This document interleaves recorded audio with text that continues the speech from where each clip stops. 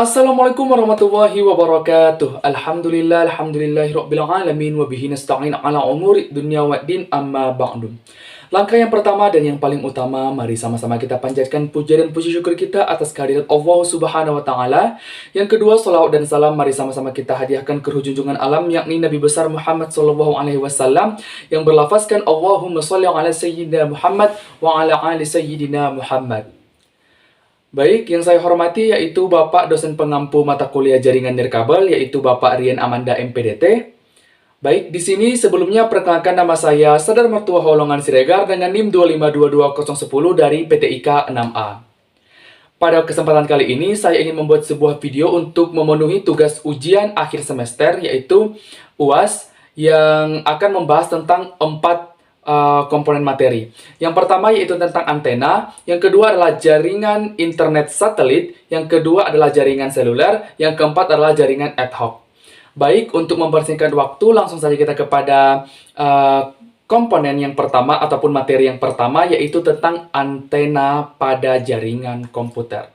Antena pada jaringan komputer adalah pada berikut ini, di mana ini merupakan antena dari jaringan komputer. Baik, langsung saja. Apa sih antena itu pada jaringan komputer? Jadi, antena merupakan alat atau perangkat yang digunakan untuk mengirim dan menerima sinyal komunikasi pada jaringan, pada suatu jaringan, ataupun pada jaringan komputer ataupun internet. Di mana antena ini berperan sebagai penerima dan pengirim ataupun sender dan receiver dalam jaringan internet, di mana pada antena ini menggunakan media transmisi melalui gelombang elektromagnetik yang dipancarkan di udara, di mana udara merupakan media yang digunakan untuk gelombang elektromagnetik tersebut supaya sampai kepada penerima. Di mana antena ini digunakan yaitu untuk hal tersebut. Misalnya, komputer A menggunakan antena untuk mengirim sebuah data ke komputer B di suatu tempat. Maka komputer A tersebut akan mengirimkan sinyalnya ke dalam antena, maka antena tersebut akan memancarkannya ke udara. Maka di udara tersebut, antena milik komputer B akan menangkap sinyal dari data dari komputer yang menggunakan antena A tersebut, maka diterjemahkan lagi ataupun diubah menjadi data. Artinya data tersebut dikirim melalui aliran listrik ke dalam antena, maka antena akan mengubahnya menjadi gelombang elektromagnetik yang dipancarkan di udara, maka antena tersebutlah yang akan menerima gelombang elektromagnetik tersebut, kemudian mengkonversinya menjadi sebuah data dari sinyal tersebut, sehingga sampai ke komputer teman kita tersebut.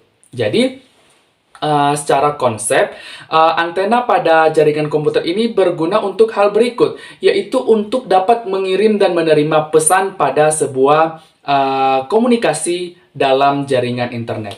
Ataupun secara umum antena itu dirancang untuk itu memancarkan sebuah sinyal yang digunakan untuk menerima dan mengirim sebuah pesan melalui antena yang dikonversi menjadi gelombang elektromagnetik yang dipancarkan di udara. Di mana antena ini memiliki biasanya bahannya terbuat dari logam, di mana logam ini yang disusun secara terstruktur sedemikian rupa untuk dapat digunakan sebagai media dalam jaringan internet untuk menerima dan mengirim sinyal. Selanjutnya yaitu tentang komponen. Komponen dari antena ini secara umum ada 4 komponen. Yang pertama yaitu elemen radiasi, di mana elemen radiasi ini adalah bagian utama yang diletakkan di dalam sebuah antena yang bertanggung jawab untuk memancarkan dan menerima gelombang elektromagnetik dari udara, di mana elemen radiasi ini digunakan untuk hal tersebut, yaitu bertanggung jawab untuk memancarkan sinyal atau memancarkan sinyal data menjadi gelombang elektromagnetik, kemudian menerimanya juga dari gelombang elektromagnetik tersebut supaya dapat terpakai dengan baik ataupun datanya dapat sampai. Selanjutnya yaitu ada reflektor, di mana reflektor ini yaitu alat yang dipasang di dalam antena merupakan bagian komponen antena juga yang berfungsi untuk memusatkan ataupun memfokuskan gelombang elektromagnetik yang kepada arah tertentu, di mana antena tersebut dapat kita atur kemana saja arahnya itu difokuskan. Maka dapat difokuskan melalui komponen dari reflektor tersebut. Di mana setelah adanya reflektor ada direktor, yaitu kebalikan dari reflektor, digunakan untuk mengarahkan gelombang ke arah tertentu. Di mana tadi reflektor itu difokuskan ke arah tertentu, kemudian mengabaikan yang lain sehingga saluran-saluran yang lain terabai. Kemudian direktor ini kebalikannya, yaitu untuk meluaskan sinyal dari antena kita tersebut ke segala arah tanpa adanya pemblokiran. Itu ada karena sifatnya tadi, waktu saat proses penerimaan data dari gelombang elektromagnetik dari sinyal yang dipancarkan oleh antena tersebut, maka perlu juga untuk memilih dari tempat lain ataukah masih ada yang perlu diterima sehingga dia lebih cepat dan responden.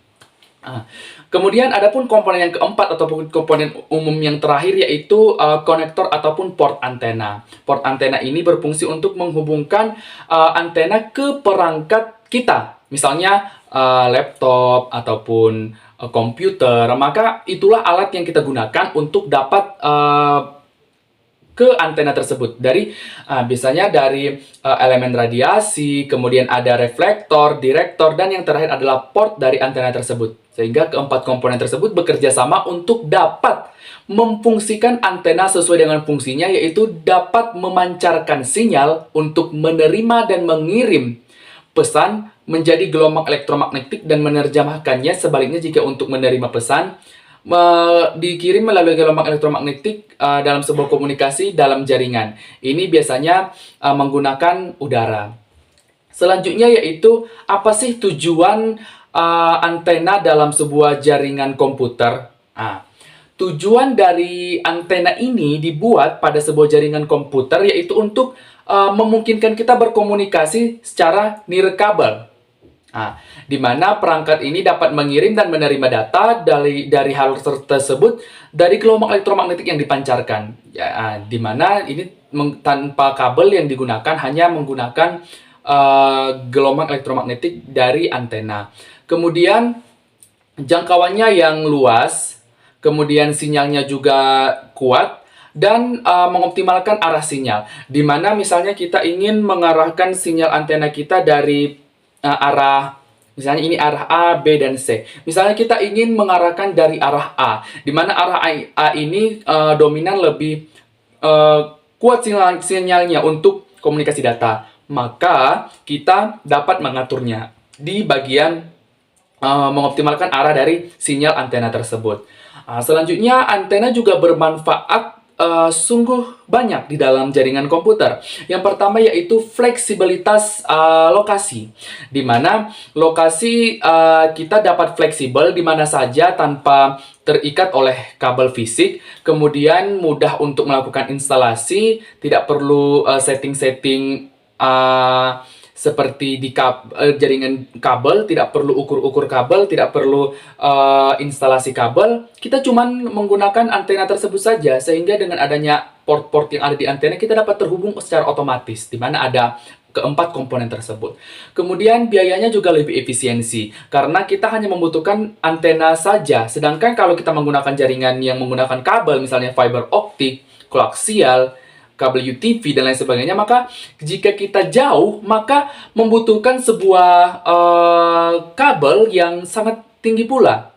Misalnya, sangat panjang pula maksudnya. Misalnya, kita ingin pindah-pindah, maka kabel ini dibawa-bawa, maka kita tidak fleksibel kalau menggunakan kabel. Maka dengan adanya jaringan yang menggunakan antena, maka kita fleksibel dalam hal-hal tersebut. Selanjutnya kita akan membahas tentang apa saja sih jenis-jenis dari antena. Antena itu memiliki tiga jenis. Yang pertama ada isotropik, kemudian ada omnidireksional dan direksional. Oke? Yang pertama yaitu isotropik, di mana isotropik ini menyediakan sebuah frekuensi dari cakupannya merata ke semua arah.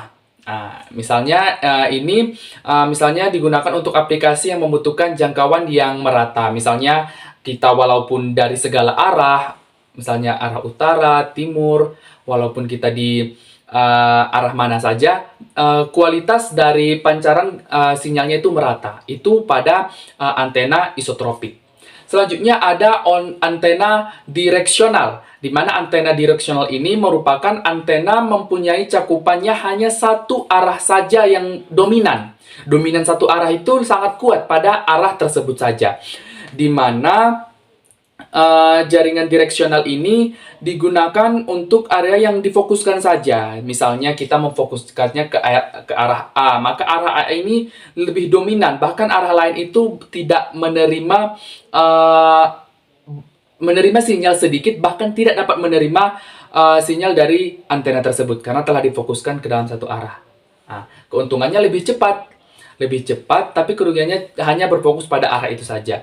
Kemudian yang terakhir ada omnidireksional, di mana omnidireksional ini adalah cakupannya sangat luas, kemudian berguna untuk aplikasi yang membutuhkan cakupan yang luas. Akan tetapi memiliki kelemahan, yaitu sinyal yang diberikan relatif lambat, dan inferensi atau maksudnya itu pada pemrosesan, pada pengirim dan penerimaan data itu sangat lumayan lambat karena jaringannya yang cukup luas tersebut.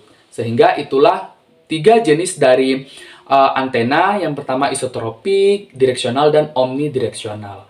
Selanjutnya yaitu tentang karakteristik dari antena jaringan komputer. Setiap jaringan komputer itu pasti memiliki karakteristik, di mana jika dia dikatakan antena harus memenuhi karakteristik tersebut. Yang pertama yaitu frekuensi, memiliki frekuensi. Frekuensi itu merupakan kecepatan dari pemancaran sinyal yang diberikan ataupun yang diterima. Yang kedua ada independensi, yaitu aliran listrik tersebut harus memengaruhi kecepatan dari efektivitas ataupun efisiensi transfer daya. Transfer daya ini ke antena kita. Bagaimana prosesnya, kecepatannya, itu diatur oleh independensi tersebut. Yang ketiga ada polarisasi, di mana polarisasi ini adalah antena tersebut sangat identik dengan arah. Maka dengan adanya polarisasi itu, arah yang dipancarkan ataupun yang diorientasikan dalam sebuah antena tersebut harus dapat dipancarkan ataupun diterima oleh antena. Di mana hal tersebut sudah kita bahas sebelumnya, karena antena tersebut merupakan alat yang digunakan untuk memancarkan sinyal untuk menerima dan mengirim sebuah data pada saat berkomunikasi. Selanjutnya itu penguatan, di mana penguatan ini dapat kita gunakan untuk memperluas jangkauan dari antena kita. Jadi sebuah antena dikatakan antena harus memenuhi karakteristik tersebut, yaitu frekuensinya harus ada, memiliki polarisasi, memiliki independensi, dan memiliki penguatan ataupun mampu menguatkan sebuah sinyal-sinyalnya. Selanjutnya yaitu tentang peran antena dalam jaringan komputer. Bagaimana sih peran dari antena tersebut dalam jaringan komputer? Antena seperti definisinya merupakan alat yang digunakan untuk memancarkan sebuah sinyal untuk menerima dan mengirim sebuah data pada saat komunikasi berlangsung pada sebuah jaringan. Jadi antena ini memiliki 3 peran. Yang pertama adalah sebagai transmisi data. Sebagai transmisi data, antena harus dapat mengubah sinyal dari gelombang elektromagnetik kemudian dipancarkan ke udara. Di mana sinyal tersebut adalah sinyal data. Sinyal data yang kita gunakan. Misalnya kita ingin mengirim data, maka data tersebut dijadikan sebuah paket sinyal data, kemudian sinyal data tersebut dikonversi menjadi gelombang elektromagnetik, kemudian gelombang elektromagnetik tersebut dipancarkan ke udara. Itulah fungsi dari transmisi data. Dia sebagai pengirim di sini. Peran yang kedua adalah sebagai penerima atau receiver, di mana penerima tersebut, di mana antena tersebut, antena tadi menangkap data yang telah diberikan oleh transmisi data sebelumnya, yaitu dalam bentuk gelombang elektromagnetik dari udara. Maka antena tersebut mengambil data dari gelombang elektromagnetik tersebut ataupun menangkap sinyal gelombang elektromagnetik tersebut, kemudian dikonversi menjadi sebuah sinyal data, kemudian data tersebut dikirim ke dalam komputer yang menerima tersebut. Jadi disitulah fungsi dari antena tersebut, menerima dan mengirim. Bukan hanya itu saja peran dari antena. Ada peran yang ketiga, yaitu dapat meningkatkan jangkauan dari antena tersebut. Nah, di mana jangkauan ini dapat ditingkatkan oleh antena tersebut, misalnya frekuensinya seperti apa, dapat memperkuat sinyalnya juga. Itulah dari peran dari antena. Bukan hanya sebagai transmisi data ataupun pengirim dan penerima data saja, akan tetapi dapat digunakan untuk memperkuat sinyal uh, dari antena ataupun jangkauannya. Selanjutnya yaitu tentang pertimbangan dalam memilih antena. Tentu saja dalam memilih sebuah antena yang akan kita gunakan, ada pertimbangan-pertimbangan yang harus kita atur sebelum-sebelumnya. Pertimbangan-pertimbangan tersebut dari segi apa saja? Yang pertama yaitu dari tipe aplikasi. Yang pertama kita harus analisis dulu aplikasi kita itu seperti apa. Seperti apa kegunaannya.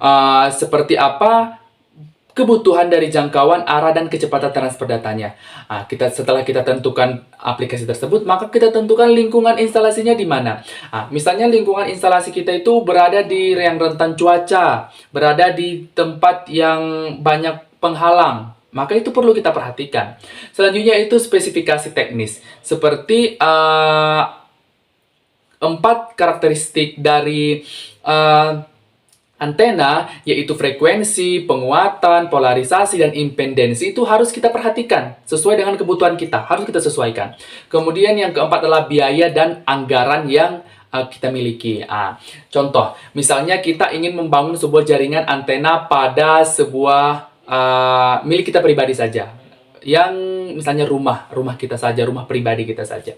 Maka kita dapat memilih antena dengan jenis bisa menggunakan yang isotropik karena jaringannya merata, tidak luas, dan kecepatannya cukup. Setelah itu, maka kita tentukan di mana tempat-tempatnya, port-portnya seperti apa. Itulah cara dari pertimbangan dalam memilih antena. Kemudian ada hal-hal yang harus kita lakukan, ataupun bagaimana sih instalasi dari antena tersebut. Yaitu yang pertama, kita harus menempatkan antena kita di mana, tempatnya di mana, misalnya di luar rumah, misalnya di atas genteng, di lantai paling atas, di balkon rumah kita. Itulah tempat-tempat yang lebih aman. Kemudian orientasinya kemana, arahnya kemana, kita fokusnya ke arah mana, atau ke arah A, B, C, atau semuanya, tergantung kebutuhan kita. Kemudian kita mengatur koneksinya, setelah antena tersebut dipasang, maka kita koneksikan kepada perangkat kita. Setelah dikoneksikan, maka kita lakukan konfigurasi. Di mana konfigurasi ini dapat kita gunakan untuk dapat terhubung ke dalam antena kita. Oke, secara sederhana, cara kerja antena itu seperti ini. Misalnya saya ingin mengirim sebuah data dari komputer saya melalui antena saya, misalnya data file dokumen gitu. Maka file dokumen tersebut akan dikonversi oleh antena menjadi sebuah sinyal data, kemudian sinyal data dijadikan gelombang elektromagnetik dipancarkan di udara, kemudian perangkat yang menerima gelombang elektromagnetik tersebut, kemudian gelombang elektromagnetik diubah menjadi sinyal data diteruskan kepada perangkat komputer, sehingga terjadilah komunikasi data pada sebuah jaringan internet melalui antena. Selanjutnya yaitu membahas tentang internet satelit. Internet satelit ini merupakan, ini contohnya, ini merupakan contoh dari pergerakan dari internet satelit, di mana satelit itu telah ada. Sebelumnya internet satelit itu sudah mulai digunakan, di mana internet satelit ini umumnya berguna untuk mengatasi kesenjangan digital.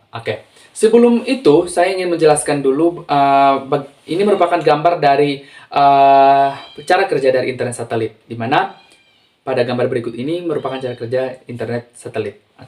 Sebelum itu, saya ingin menjelaskan tentang apa sih internet satelit itu. Internet satelit merupakan sebuah komunikasi yang dilakukan, ataupun sebuah komunikasi yang memungkinkan kita menggunakan satelit yang dihubungkan ke internet. Artinya internet yang dihubungkan ke satelit melalui sinyal yang dipancarkan. Atau secara mudahnya itu, internet satelit adalah sebuah jaringan yang memungkinkan kita untuk dapat mengakses internet melalui sinyal satelit yang telah kita bangun, yang telah dibangun di luar angkasa. Nah, berarti kita di sini ranahnya bukan ranah di dalam sekitar kita saja, tapi sudah masuk ke jangkauan luar angkasa. Jadi internet satelit ini merupakan sebuah internet yang pengaksesannya melalui satelit yang ada di luar angkasa. Contoh analoginya seperti ini. Saya ingin mengakses sebuah website. Maka website saya tersebut saya akses, maka dia akan masuk ke dalam satelit, maka satelit akan memberikannya kepada kita. Satelit akan memberikannya kepada kita. Oke. Sebelum kita masuk kepada cara kerja, saya ingin menjelaskan tentang komponen dari internet satelit dulu. Di mana komponen dari internet satelit itu yang pertama harus mempunyai satelit. Di mana satelit adalah otak dari komunikasi ini. Jika tidak ada satelit, maka tidak akan ada jaringan internet satelit. Di mana satelit ini merupakan alat yang ditanam, diorbitkan di luar angkasa, yang berfungsi untuk memancarkan dan menerima sinyal yang diberikan oleh pengguna untuk mengakses sebuah internet atau pada jaringan sebuah internet. Di mana komponen dari bagian utamanya yang kedua yaitu stasiun bumi atau GS atau gateway. Ini biasanya gateway ini merupakan tempat yang melakukan kontrol kepada satelit itu. Harus pengaturannya seperti apa, layanannya seperti apa, itu diatur oleh gateway tersebut yang ada di bumi ataupun pusat bumi. Di pusat bumi itu adalah pengaturannya. Di mana komponen ini merupakan orang yang menyediakan layanan kepada kita ataupun disebut sebagai ISP, Internet Service Provider. Di mana yang terkenal itu adalah milik Elon Musk, yaitu Starlink. Di mana Starlink itu menggunakan teknologi satelit. Di mana kita mengakses sebuah jaringan pasti mengakses ke dalam satelit. Maka satelit tersebut akan memberikan kita data-data yang kita inginkan. Setelah adanya gateway ataupun stasiun bumi, maka kita juga harus mempunyai antena parabola. Di mana antena parabola ini yang telah saya jelaskan tadi sebelumnya. Kalau melalui antena tersebut pada jaringan elektromagnetik, di mana ini dapat kita gunakan juga pada jaringan internet satelit. Di mana internet parabola ini harus kita punyai dulu, seperti penjelasan sebelumnya. Fungsinya juga sama. Kemudian setelah itu ada komponen yang terakhir yaitu modem satelit. Modem satelit ini merupakan seperti kalau di WiFi namanya router. Router inilah yang kita gunakan untuk dapat terhubung ke jaringan WiFi kita. Misalnya akses point, akses router wireless. Kalau di dalam jaringan internet satelit itu menggunakan modem satelit. Modem satelit inilah yang akan kita hubungkan ke dalam jaringan perangkat kita. Maka sehingga kita dapat melakukan internet satelit. Oke. Sebelum itu saya ingin menjelaskan tentang cara kerjanya dulu. Menurut gambar yang ini merupakan gambar dari internet satelit. Misalnya, kita telah mempunyai komponen-komponen tersebut secara lengkap. Semua komponen telah kita lengkapi, semua bahan telah ada, dan semuanya sudah lengkap. Sekarang kita ingin melakukan pengiriman data. Kita mengirim data dari komputer kita, kemudian data tersebut diubah melalui sinyal data ke dalam antena. Antena tersebut mengubahnya menjadi gelombang elektromagnetik yang dipancarkan ke udara. Kemudian ke udara kemudian satelit menangkap gelombang elektromagnetik tersebut. Kemudian setelah masuk ke satelit, maka internet service provider ataupun gateway yang di bumi ataupun pusat bumi tersebut memenuhi layanan tersebut. Kemudian setelah itu dipenuhi, maka layanannya telah dapat, maka satelit itu juga akan memancarkan kembali balasan permintaan kita.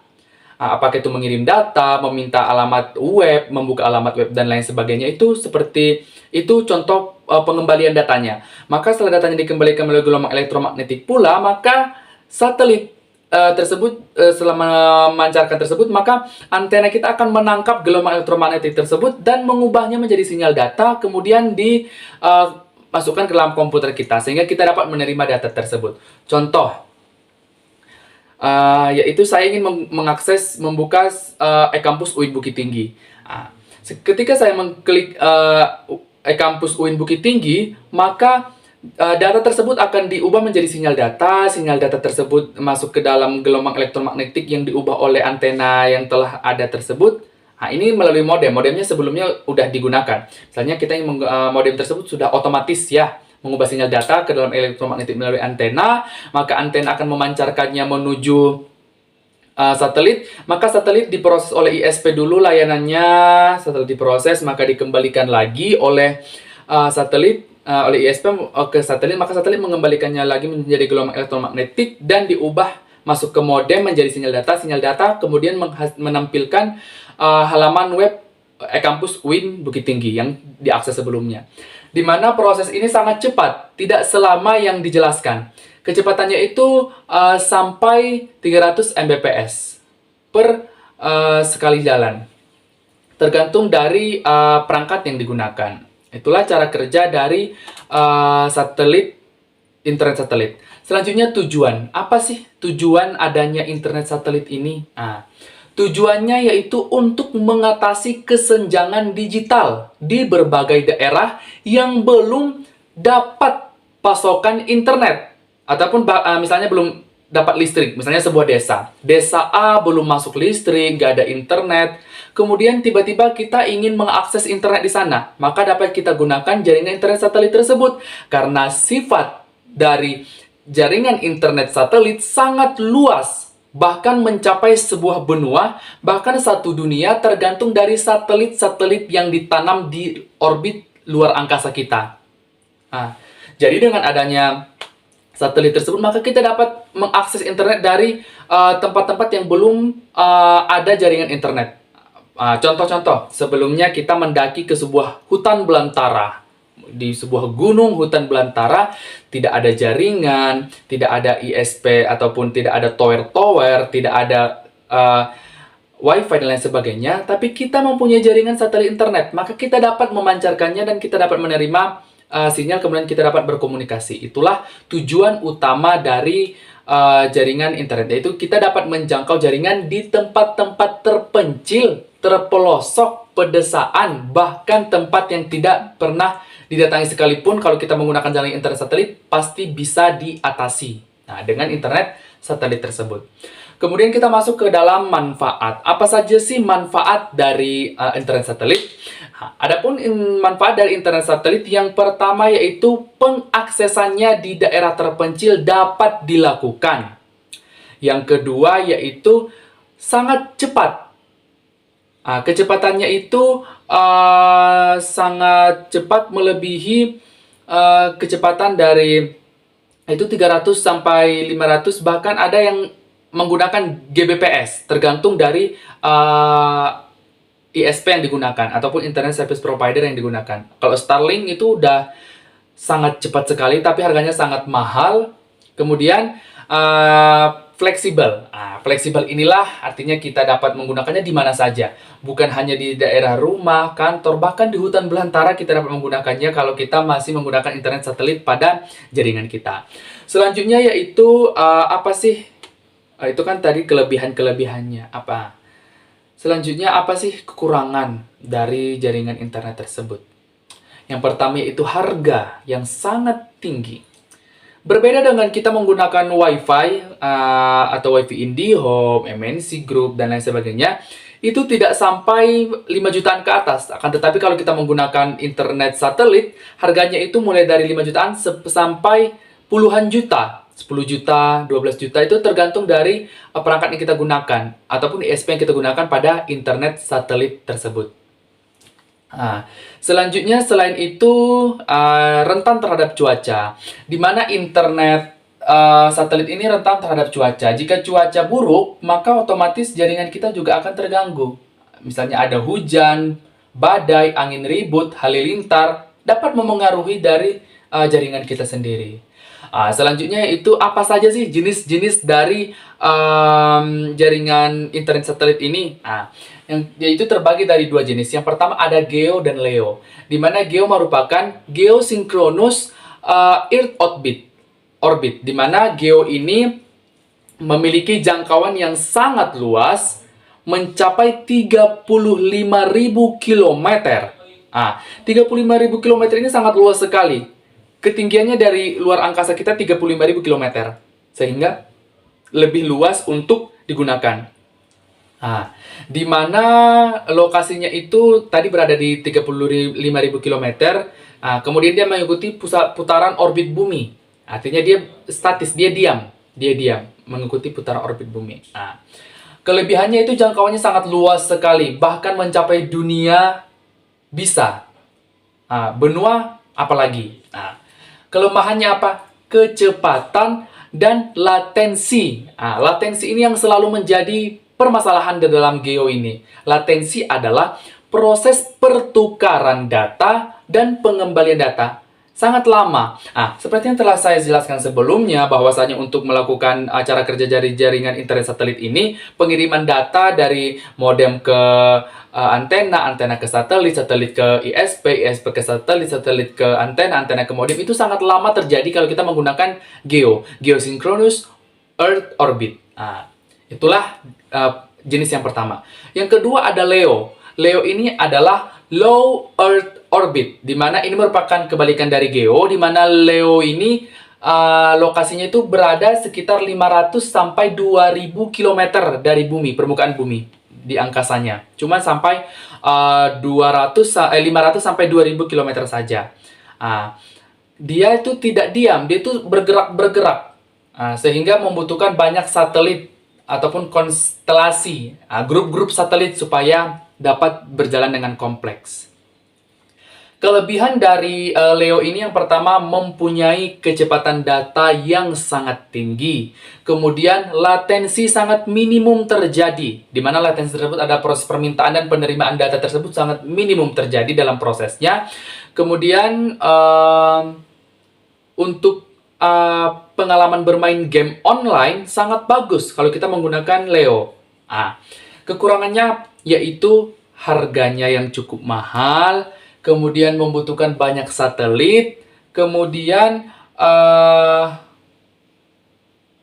konstelasinya inilah yang paling jadi permasalahan, karena harus banyak satelit yang digabungkan untuk dapat membuat sebuah jaringan internet satelit.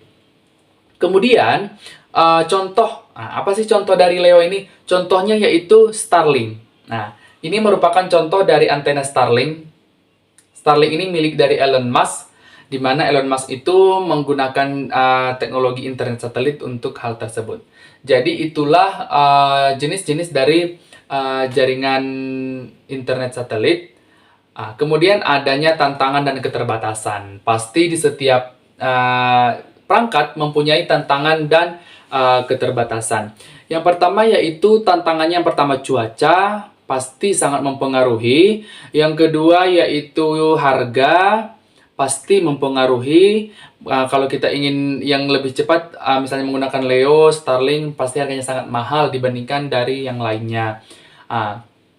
Saya ingin memberikan sebuah contoh dari penggunaan LEO dan GEO. Misalnya bermain game Mobile Legends. Kita bermain game Mobile Legends, kalau kita menggunakan jaringan GEO, jaringan satelit GEO, maka kita akan mengalami lag. Karena game Mobile Legends itu bersifat real time. Jaringannya harus cepat, harus stabil. Kalau tidak, maka akan menyebabkan lag. Kalau kita menggunakan GEO, pasti rentan terhadap lag. Akan tetapi kalau kita menggunakan LEO, jaringannya itu otomatis stabil dan aman pada saat kita menggunakan game online. Jadi, itulah tentang penjelasan dari internet satelit, di mana internet satelit merupakan jaringan yang digunakan dengan fungsi-fungsi internet satelit. Oke, selanjutnya kita akan membahas tentang jaringan seluler. Apa sih jaringan seluler? Jaringan seluler adalah jaringan yang dipaketkan berdasarkan sel, di mana seluler itu berasal dari kata sel dan luler. Sel, di mana jaringan seluler ini secara umum memungkinkan sebuah perangkat mobile.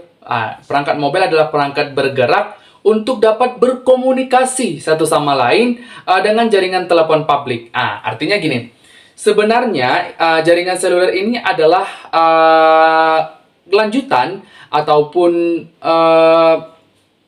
perkembangan dari jaringan telepon yang manual yang menggunakan tali, menggunakan kabel. Dengan adanya jaringan seluler ini, maka dia itu menggunakan teknologi baru yang bersifat nirkabel, kemudian memungkinkan perangkat mobile untuk dapat berkomunikasi dalam sesama perangkat mobile atau perangkat-perangkat lainnya. Di mana konsep utamanya itu jaringan seluler itu identik dengan pembagian wilayah.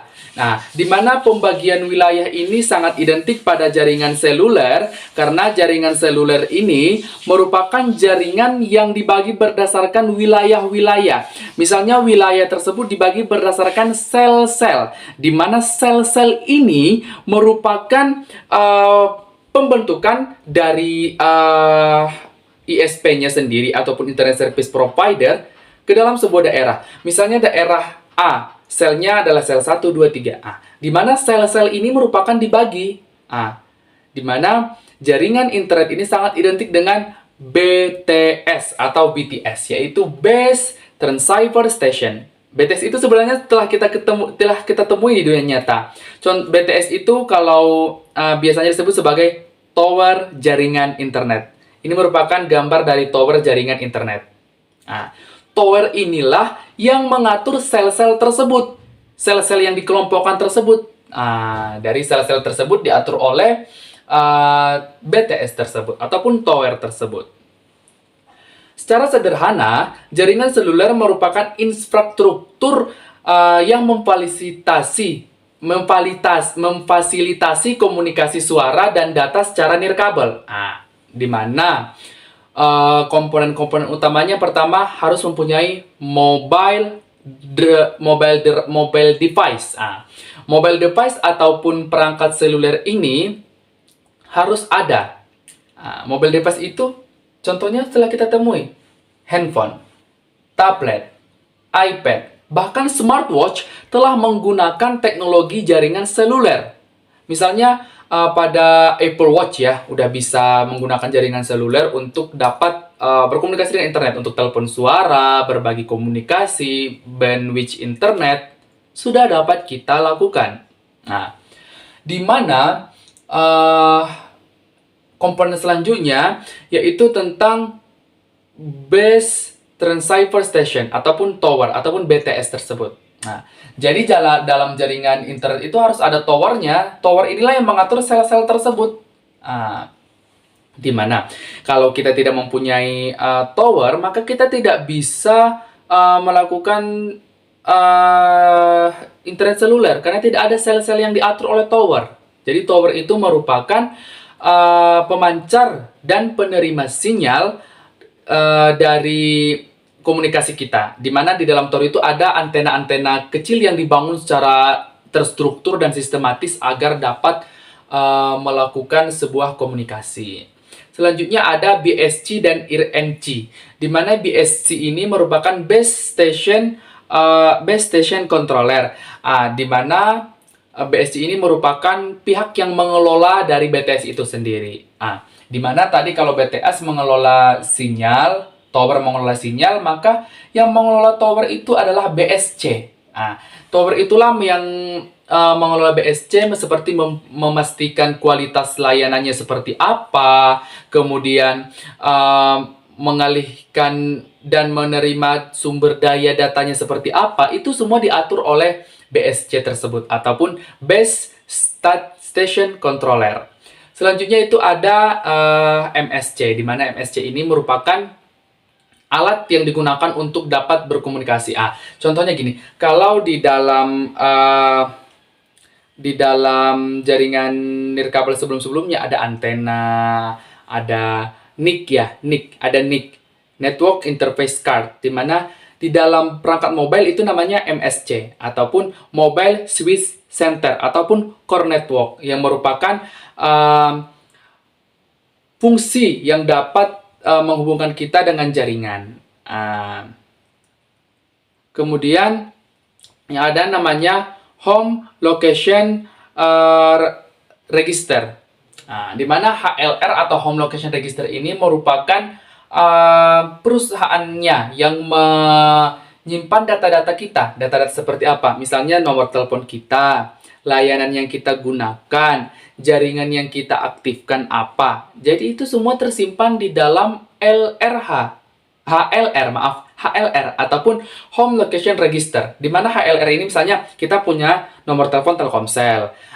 Di dalam Telkomsel tersebut maka nomor kita disimpan. Kemudian bahkan sekarang udah menggunakan NIK ya, NIK, jadi tahu orangnya siapa, layanan yang digunakan apa. Misalnya kita beli kuota 4 GB combo sakti, maka layanan kita tersebut akan tersimpan di database. Maka kalau kita melakukan sebuah pengaksesan dalam jaringan, maka akan sesuai dengan layanan yang kita beli. Kemudian ada jaringan yang kita gunakan, apakah dia 4G, 5G, itu semua tersimpan di dalam HLR. Selanjutnya ada paket gateway ya, di mana paket gateway ini merupakan yang mengelola lalu lintas dari data kita melalui sel-sel tersebut agar aman, agar sesuai, tidak adanya penjadwalan yang menyebabkan deadlock, di mana frekuensinya itu di dalam jaringan satelit ini sangat lumayan banyak, di mana intervensi sinyal itu memungkinkan terjadi. Di mana dengan adanya komponen yang terakhir tadi, yaitu komponen PGW itu dapat mengeminimalisir interferensi jaringan. Interferensi jaringan merupakan kondisi di mana pada saat kita menerima data terganggu oleh komunikasi sinyal lain, maka data kita jadi lambat. Misalnya kita memutar musik nih, terus kita mengalami intervensi jaringan. Saya sering nih mengalami intervensi jaringan dalam laptop. Misalnya saat laptop saya saya gunakan untuk putar YouTube, tiba-tiba terjadi intervensi jaringan karena menggunakan gelombang elektromagnetik. Jadi kadang suaranya kayak terdetik-detik itu tidak jelas, tidak jernih, ataupun seperti macet-macet gitu. Itulah intervensi jaringan yang harus diminimalkan.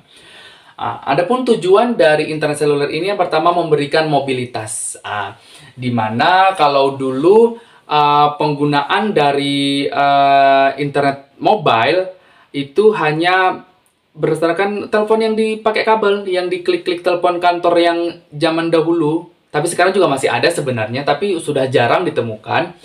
Itu menggunakan kabel, jadi tidak, mobilitas kita itu terhambat, tidak bisa kemana-mana, tidak bisa kita bawa ke ruangan lain. Jadi ada kabelnya, tidak bawa kemana-mana. Tapi dengan adanya jaringan seluler ini, kita dapat bergerak kemana-mana. Itulah salah satu tujuan dan manfaat dari jaringan internet tersebut, jaringan seluler tersebut. Kemudian dapat menyediakan komunikasi suara. Jika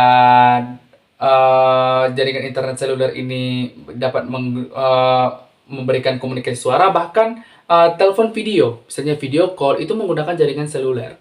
Kemudian dapat kita gunakan untuk komunikasi data, misalnya searching di internet, kemudian pengiriman pesan, dan penggunaan aplikasi berbasis data dapat kita gunakan dalam jaringan internet. Misalnya kita menggunakan Joox, Spotify, bahkan game online itu menggunakan jaringan seluler. Kalau tidak ada jaringan seluler, maka kita tidak dapat memainkan game-game ataupun aplikasi-aplikasi tersebut. Kemudian ada efisiensi sumber daya, di mana sumber daya ini dapat efisien karena area kita terbagi dari sel-sel, maka sel-sel tersebutlah yang akan diatur, sehingga dengan adanya sel tersebut mempermudah kita dalam proses komunikasi data. Misalnya kalau kita pindah ke tempat lain, maka bukan berarti kita akan kehilangan terputus, tidak terputus, karena setiap daerah ada sel, maka sel tersebut setiap pemancar akan melakukan konfigurasi-konfigurasi sehingga kita tetap aman untuk melakukan sebuah komunikasi data. Itulah tentang tujuan dan manfaat dari jaringan dari nirkabel, seperti konektivitas nirkabel, manfaatnya juga untuk komunikasi yang fleksibel dan lain-lain sebagainya. Itu dapat kita dapatkan pada jaringan seluler. Selanjutnya itu tentang jenis jaringan seluler. Nah, menurut sejarah dari generasi jaringan seluler ini dimulai pada tahun 1980-an, di mana ini merupakan generasi pertama disebut sebagai 1G atau 1G. 1G ya, 1G, 1G ataupun generasi pertama. Di mana pada generasi pertama ini jaringan seluler hanya mampu dan bisa digunakan untuk kebutuhan telepon suara saja, itu pun tidak jernih. Hanya sebatas bisa saja. Itulah pada 1G.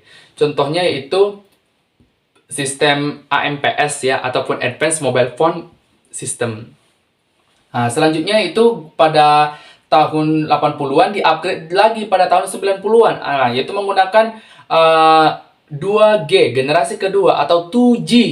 Di mana 2G ini telah mengupgrade kemampuan dari generasi pertama, di mana telepon sudah lumayan jernih dan canggih. Bahkan di 2G ini kita dapat melakukan pengiriman pesan berbasis SMS. Jadi kalau generasi pertama kita tidak bisa SMS, cuma bisa telepon saja. Akan tapi di generasi kedua kita dapat melakukan telepon yang lebih jernih dan SMS yang lebih bisa kita gunakan. Karena dia menggunakan teknologi GSM, Global System for Media. Selanjutnya yaitu generasi ketiga. Di mana generasi ketiga ini dimulai pada tahun 2000-an. Di mana pada tahun 2000-an, awal tahun 2000-an ini disebut dengan generasi ketiga atau 3G. Biasanya jaringannya H+. Di mana ya jaringan H+ ini sudah mempunyai fitur telepon yang sangat bagus, SMS yang sangat cepat, bahkan bisa melakukan panggilan video atau video call.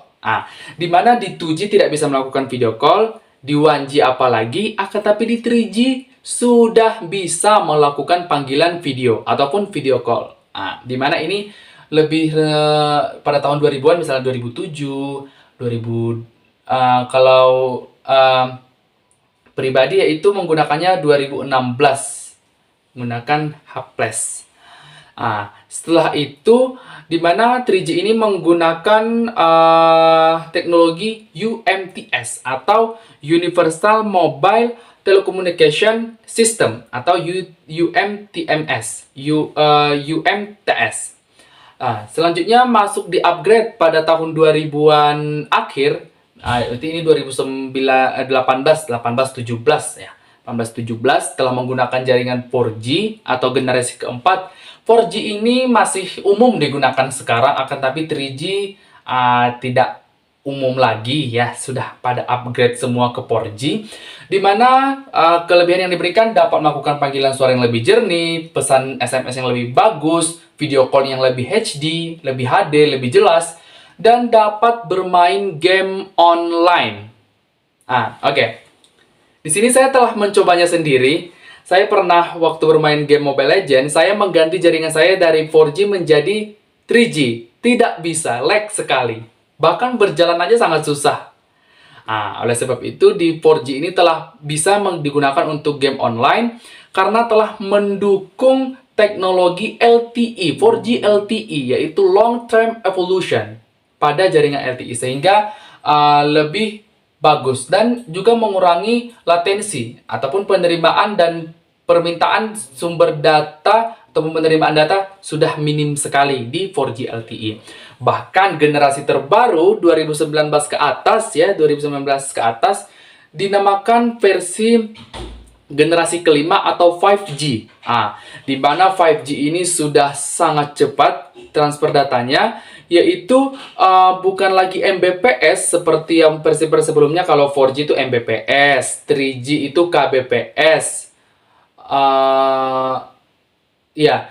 3G Kbps, 4G Mbps, 5G Gbps, gigabyte per second. Sangat cepat sekali untuk download kalau menggunakan 5G itu sangat cepat sekali. Download drakor, download video, download game, download pembelajaran, media itu sangat cepat sekali. Itulah dari generasi dari LTE tersebut.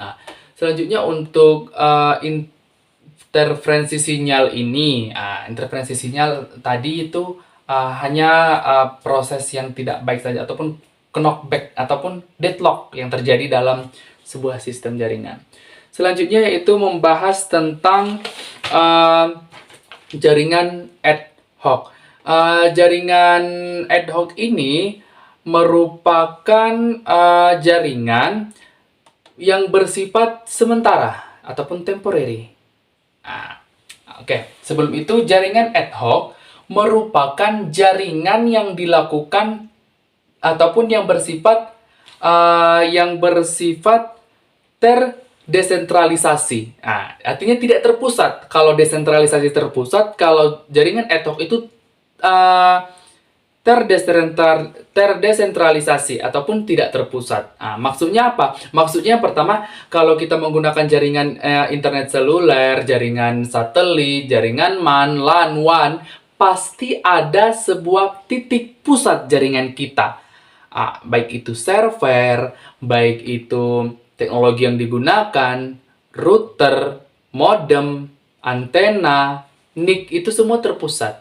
NIC dan ISP itu semua terpusat. Ada pusatnya. Disebut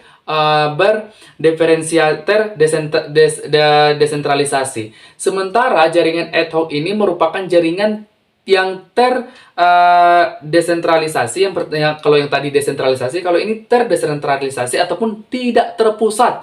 Artinya tidak ada perangkat-perangkat yang menjadi pusat sebuah jaringan tersebut. Misalnya tidak ada access point, tidak ada router, tidak ada ISP. Ini bersifat tidak terpusat. Jaringannya itu bersifat nirkabel, tidak terpusat, yang memungkinkan komunikasi tanpa kabel terjadi tanpa menggunakan infrastruktur jaringan. Infrastruktur jaringan seperti kabel, ataupun router, access point, switch, dan lain-lain. Itu tidak ada. Di jaringan ad hoc ini tidak ada titik pusat tersebut. Di mana jaringan ad hoc ini biasanya digunakan ketika situasi-situasi darurat saja. Di mana situasi-situasi darurat ini, misalnya pada militer, kebutuhan militer, bencana alam, pasti menggunakan jaringan ad hoc. Karena proses pembuatannya mudah.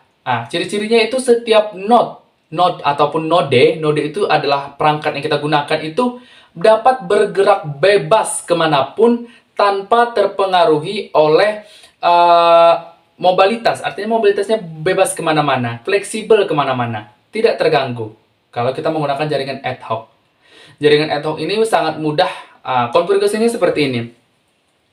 Biasanya jaringan ad hoc itu di setiap komputer ada aktifkan jaringan ad hoc. Maka setelah jaringan kita diaktifkan, maka komputer yang lain dapat bergabung ke jaringan kita sehingga terjadi sebuah komunikasi. Jaringan ad hoc ini biasanya digunakan hanya untuk sementara saja. Untuk contoh penggunaannya itu dapat digunakan pada game offline yang mendukung teknologi jaringan ad hoc ataupun LAN. Di mana misalnya permainan MotoGP. Di mana permainan MotoGP ini menggunakan jaringan ad hoc, yaitu kita membangun sebuah jaringan ad hoc terlebih dahulu di komputer kita ataupun perangkat kita, kemudian teman kita bergabung ke perangkat jaringan ad hoc kita, tinggal mengkonfigurasi, tinggal menghubungkan, bukan konfigurasi, tinggal menghubungkan, maka kita dapat melihat player-player teman kita. Misalnya motor teman kita bisa kita lihat, motor kita dapat dilihat teman kita. Jadi sistemnya itu kayak bermain multiplayer, tapi menggunakan jaringan ad hoc, jaringan yang tidak terpusat. Itulah dari jaringan ad hoc tersebut. Keunggulan dari jaringan ad hoc ini yang pertama yaitu sangat mudah untuk dilakukan. Tidak tertitik di satu pusat, artinya walaupun pusatnya nggak ada, dia tetap bisa berjalan. Kemudian mudah diatur karena tinggal mengaktifkan saja. Kemudian dapat diakses di mana saja tanpa terpengaruhi oleh mobilitas dan fleksibilitas. Selanjutnya, kelemahannya yang pertama itu karena jaringan ad hoc ini jaringan temporary atau sementara, jika diakses banyak perangkat, maka